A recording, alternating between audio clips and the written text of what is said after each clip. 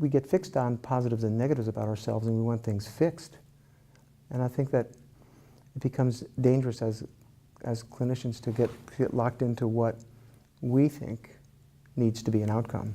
We're in a very privileged position because the people that we're supposed to care for are extremely vulnerable and they're extremely suggestible, and they come to us because they believe that, not that we have a wealth of information and knowledge, but that we're also wise. When I came to Dr. Ingles, I specifically was seeking him out because of his reputation, and everything I had heard about was delivered. It was really more about making me the agency of the agent of my own care and my own recovery that I think was different in the way that you practiced. It was first clear to me that I was dealing with depression and anxiety when I was in, I would say, middle school. When I got diagnosed with lupus was when I was at my lowest. As I was waiting to be checked in to the hospital, one of the staff members were walking amongst us, the patients that were there,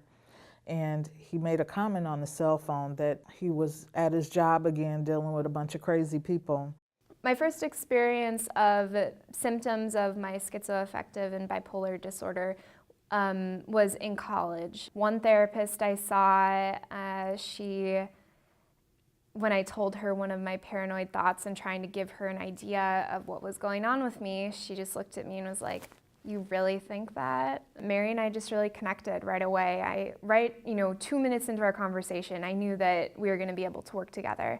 We need to look at the person themselves and see them as an expert in many areas and give them the credibility. And the other thing is to recognize in yourself as the person treating this individual that you too have the biases. When we need to speak with other doctors, providers, it's no big deal anymore. I couldn't say that 4 years ago, but I can say that now because Mackenzie's really opened that door for us. You know, I've had a psychiatric illness, I've had bipolar disorder my entire life and post-traumatic stress disorder. And I know from the first day that we met that you were different. You really told me that I knew my body and that you trusted what I knew because I was the expert in my body.